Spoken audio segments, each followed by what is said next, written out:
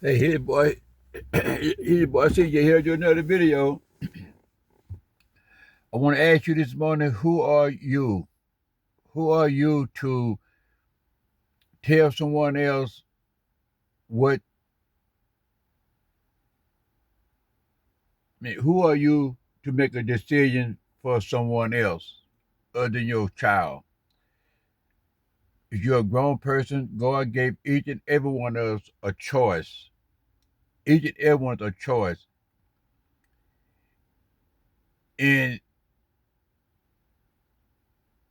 it's up to you to make the choice that you make. Regardless of the consequences, you the one make the decision, you the one got to suffer the consequences. So don't get mad with someone else doing something that you don't like, or you kind of make a call for someone else that you don't know what the situation might be. But just remember, God gave you a choice, gave each and every one of us a choice. So if God gave us a choice, who is you to kind of make a choice for someone?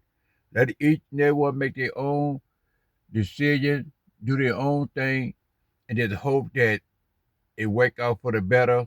Or if it don't, then the consequences is on them. Is the consequences is on them. You understand what I'm saying? Because as several times some stuff came up with me that I don't approve of, but you can let it be known that you don't approve of it and you don't like it, but you deal with it because it's not you who got to pay the consequences. It's them. So just don't get mad and go off and stop speaking to people and stop having anything to do with someone because someone doing what they want to do. And because if you'll do what you want to do, regardless of what someone will tell you, you're going to do what you want to do anyway. So if God can't tell you what to do, which he already have, and you're not listening to God, then what makes you think you're going to listen to man? It's not going to happen. If you can listen to the Almighty, the one who put you here and gave you life, but he knew what he knew already. That's why come he give you a free choice to do whatever you want to do, but he also gave consequences out of it. My daughter had a daughter came out to visit me some years ago, and when I was going to work in the morning, I would always drive by the park, and I would see a young man sitting out there in the park. So I made it my business to find out what he was all about, and come to find out that he was a drug seller. He was a drug seller, and when I got off of work one day, I got off of work one day and came home, and he was in my place in my apartment with my daughter. So I got in. I said, what are you doing here? He said, oh, she invited me over. I said, well, you got to go. Then I asked her, I said, what is he doing here? I said, do you know what he do? She said, yeah, I know what he do, Daddy. I said, well, I work for the Department of Correction. He can't be over here. He can't be over here selling grub. You can't have him hanging out over here. Then she said to me, she said, uh, I'm going to do what I want to do. That's what she told me. She said, I'm going to do what I want to do. So I said, okay, well, I'm going to do what I want to do. So I told her to pick up all her stuff, and I was going, because that time she didn't, she loved to ride the bus. She didn't like getting on the plane, so she rode the bus down here, and so I said, well, I'm going to do what I want to do. So I took her back. She got all her stuff together, and I took her down to the bus station. And when we got to the bus station, they told her that the bus was canceled. The bus was finished for that day going to where she was going. That they leave early in the morning. So I believe that we stayed there. I didn't take her back to my apartment. We stayed there. We stayed there all night waiting till the bus took off, and she got on the bus, and she didn't even say die. She didn't say bye, daddy, or nothing. And so I didn't. So she went on back home, and I didn't hear from her like what right around 2 years. I didn't. She didn't call. She didn't talk to me for about 2 years. Then finally, time passed. She called me up, Daddy. I got shot. You got shot? Yeah, I got shot. I mean, she said I got shot. Come to find out, the guy who shot in the car, she said was shooting at her sister. It was her sister boyfriend shooting in the car for whatever reason, and a bullet struck her in her back of her thigh, and it messed her up. But the point I'm making is she made the consequences to do what she didn't want to do, even though the shot wasn't she said was shot wasn't meant for her. But when you do someone wrong, the consequences of your action can cause someone else to do something to you, and it may not be the same person who you did it to. It could be consequences for anything. So when you run into a situation where people having a very hard time or this or that, that you can just tell them, hey, you know what, I don't agree with that, I don't like it, and let it go. And you'll beat up for them, but don't try to run their life because their life is already they have already made a decision on what they're going to do, but they have made the decision on the consequences of their action. That's why I always say think before you act because it could really cause you some serious, serious problem. Thank God that she didn't die, and she she's doing much better right now, but she haven't been the same since she got shot.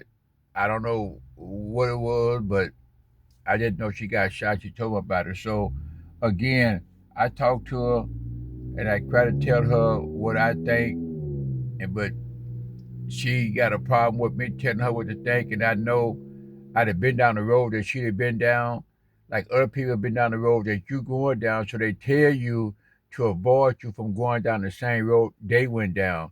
When a person, someone, a mom or dad or somebody tell you something, it's because they went down the same road that you going down, but you don't see it, but they see it because they'd have been there.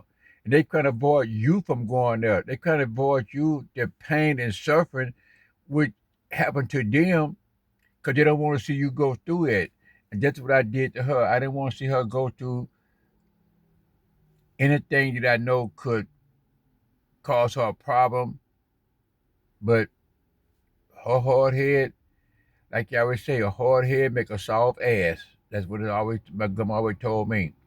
So I got up and I dealt with it. I dealt with it, and I mean, that's the only thing I could do. Pray for her, pray that thing will work out for her, pray that she'll be all right. And she still with your washing right now, but still, hey, that's her life. I'm there for her, but I do not uh, agree with a lot of stuff that she do, and she probably wouldn't agree with a lot of stuff that I did if she do what I did when I was coming up. But again, I don't I mean who knows. But however, we got to respect what God did for them and giving them a choice, and we have to respect that we have to respect what God did because we're not bigger than God. And God saw it coming, but He still gave them a decision. He still gave them a choice to make their own mind up. He saw it coming before it happened, but He gave them a decision. He gave them a choice to make their own mind up and do what they wanted to do, and that's what people do all the time. So sometimes it's just good to listen to people, especially older people, because they know they have been there. They have been there. They know. I love to be around older people. I mean, my wife, mama died, and we went down to visit to we went down to we went down home, and my wife had an auntie who was older than I am, who was much older than I am, and we went and stayed with her, and she was just like a mama figure to me, because I love going to a house. I love staying in the house all night, because my grandma used to do that. My grandma used to have that same kind of like attitude that I love being around older people. To me, it's one of the best things in the world, because older people know. And right now, she is almost 90 some years old. All the rest of her sisters and brothers dead, all except one or two. But she still smoked. She still drank coffee every day. But I don't know about the smoking right now, because she didn't got 90 some years old right now. But she she walked a whole lot. She walked a whole lot until she was up until her late 80s, when she stopped walking. But she stopped walking, but she I mean she did real good. And I love to go there, and we sit and talk and laugh, and and it's just a good atmosphere for me. But you don't have the big mamas and the grandma these days. Those are real people. Those are the real grandma and the real grandpa. Them days when I grew up, you don't have that no more these days, because now the grandmama are scared to say something to their grandchildren, because of what their parents might say to the grandma or the granddaddy. They are scared to speak to what happened to them, or try to correct them from what they see them doing wrong, than what how we got corrected when we were coming up. Because when I was coming up, you better not say nothing to my mom. You better not say nothing to your mama, your grandma, your uncle, or your dad, or whoever, without paying the consequences. Simply that it can be whoever can be around. You say something to your grandma, your mama out of line, they will check you right then. They're not gonna wait and check you later. They're gonna check you right then, and tell you, boy, get your butt over there somewhere and sit down. And I don't care how old you were, this is what they did. This is what the old people did in the days. And that's what we're missing right now. All that stuff is gone. I mean, mama partying with the daughter, mama drinking with the daughter, the mama using drugs with the daughter, the mama going to jail with the daughter, and we didn't mingle like that. I remember the people the old lady next door, or the old man next door, would see you walking in the community and see you doing something wrong, and then they take you and whoop you, and then you go home and tell your mama, but then they come over and tell your mama, I saw them doing this, so this is what I did. And so your mama or your grandmama then beat you again. Now, in these days, people be like, oh, don't say nothing to my child, don't touch my child. And your child is out there doing all kind of stuff that leading to destruction, but they don't want to be corrected. You're not correcting them, so no one else can correct them. And what happened? They end up lost, they end up going to jail, or end up dying, because you didn't have the, the nerve to say, hey, thank you for doing it, thank you for doing that. But I'm trying to tell you, or we had an uncle that who didn't care who you was. If you got out of line, he would put you back in line. He don't care whether he raised you or whether he was with you. He didn't care who you was. That's the kind of uncle that he was. And sometimes I mean, in most cases, it pays off. As the years pass by, it pays off. So, but today, grandma, kids are raising the mama. Still the mama raising the kid. The mama is scared of the kid. and the kid should be scared of the mama or the daddy. It's just how they mingle with their kid. Their kid mean everything to them, but it don't mean enough to them to correct them.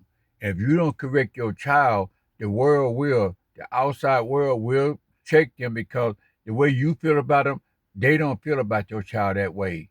It's just simple, plain and simple that you up, you down, and you follow their rules, or they have nothing to do with you. And sometimes you get in a situation where you have to follow someone else's rules. I hope it never come to that point, but it does in many cases. But you still don't know. You don't know. Only thing you know is that if you with God, then God will be there for you. God will help you. God will keep you safe, and God will lead you in the path to go. But if you thinking that you know everything, can't nobody tell you nothing, then you up for a rude awakening. So it's some things going on with my daughters that I do not like, and my son I do not like, but and I took an attitude towards it. But however, I woke up one morning and I said, this morning, I said, you know what, that's their decision. God gave them a choice to make a choice. God gave them a choice to do what they want to do. And if it work out, it do. If it don't, it don't. But they don't want to have to suffer the consequences for it because they old enough to know for themselves what they want to do. I mean, because you can't tell a grown person nothing. Many cases, because you don't want to hear because they think they know everything. But we already been there. So, only thing you do is tell them, don't worry about it, don't get into it, that don't let it worry you, and just go. Go about your business. And hopefully that pray for them. So with that, I'm going to shut this video down, and hopefully, if God willing, I'll do another one tomorrow. May God bless you, your family, your loved one, and take care of you guys and keep you guys in good health. In the name of Jesus Christ, amen.